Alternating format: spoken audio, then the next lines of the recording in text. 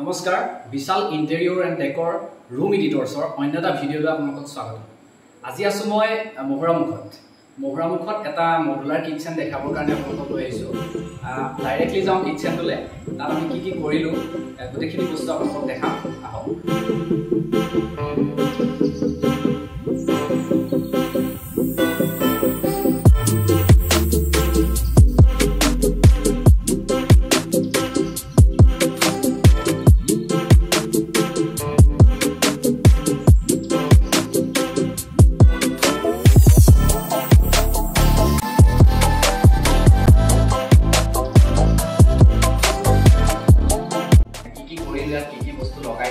গোটেইখিনি বস্তু এবাৰ দেখাম।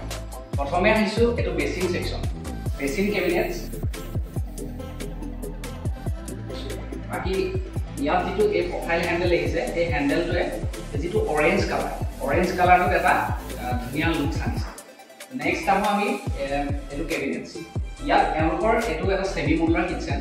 ইয়াতে যিহেতু স্লেবটো তেওঁলোকৰ আগতে ইউজ হোৱা এটা কিটচেন, ইয়াতে স্লেবটো আগতে দিয়া আছিলে, সেইকাৰণে আমি স্লেবটোৰ কোনো কাম কৰা নাই।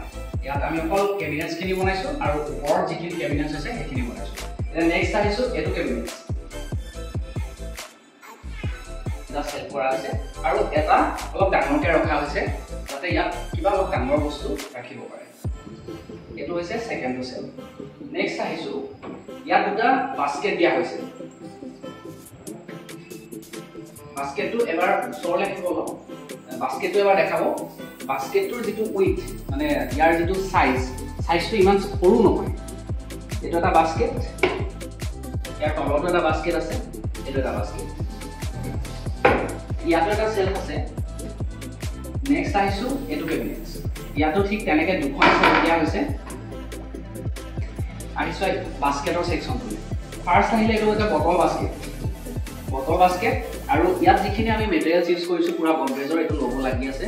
আৰু ইয়াতো এখন ৱাৰেণ্টি কাৰ্ড আছে, তেওঁলোকে পাছত যদি কিবা ডিফেক্ট হয় এইটো ক্লেইম কৰিব পাৰিব। এইটো হৈছে এটা বটল বাস্কেট। নেক্সট আহিছে এইটো এটা দালি বাস্কেট। ইয়াৰ পাছত আহিলে এইটো থালি বাস্কেট। ইয়াৰ পিছত আহিলে এইটো কাটলাইট, এই তিনিটা বাস্কেট। আৰু নেক্সট আহিলে এইটো এটা চিলিণ্ডাৰ ছেকশ্যন। এইটো খুলি দেখাইছোঁ। ইয়াতো আমি অলপ বস্তুটো এনেকৈ ৰাখিছোঁ যাতে চিলিণ্ডাৰটো হিলি নাথাকে, ছাপৰ্ট পাবৰ কাৰণে বস্তুটো ফ্ৰেমত কৰি দিয়া হৈছে। এইখিনি আছিলে তলৰ ছেকশ্যন। এতিয়া আমি ওপৰত, এইটো হৈ গ'ল তেওঁলোকৰ চিমনি। এইটো চিমনি। ইয়াত চিমনিটোৰ কভাৰিঙৰ কাৰণে আমি এখন ইয়াত কভাৰিং দিছোঁ। সেই কভাৰিংখন ওপৰৰ ফালে খোল খাব, ইয়াতে বৰ্ড চৰ্ডখিনি আছে। যেতিয়া তেওঁলোকৰ চিমনিটো চফা কৰিব হ'ব, ছাৰ্ভিচিং কৰিব হ'ব, তেতিয়া চিমনিটো ডাইৰেক্ট এনেকৈ দাঙি পেলাই উলিয়াই আনিলে খোল খাই দিব। এইটো হৈ গ'ল চিমনি কভাৰেজ। ইয়াত এটা ষ্ট'ৰেজ আছে, এইটো এটা চেল্ফ। ইয়াতো দুটা ভাগত ভাগ কৰা হৈছে যাতে ইয়াতো বস্তুখিনি ৰাখিব পাৰে।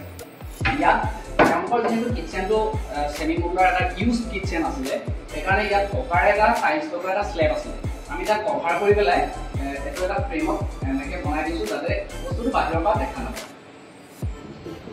ব্লক প্লাই কিটচেনৰ দৰ্জাবিলাকত ইউজ কৰা দেখা যায় যাতে দৰ্জাবিলাক বেন হৈ নাযায়। সেই দৰ্জাবিলাক বেন হৈ নাযায়, সেইবাবে ব্লক প্লাইটো ইউজ কৰে। কিন্তু আমি গোটেই কিটচেনটোতে ব্লক প্লাই ইউজ কৰিছোঁ যাতে তেওঁ লাইটটো বেছি কম। বাজেটটো আপোনালোকে কমেণ্ট কৰিব, লগত আমাৰ নম্বৰ দিয়া থাকিব।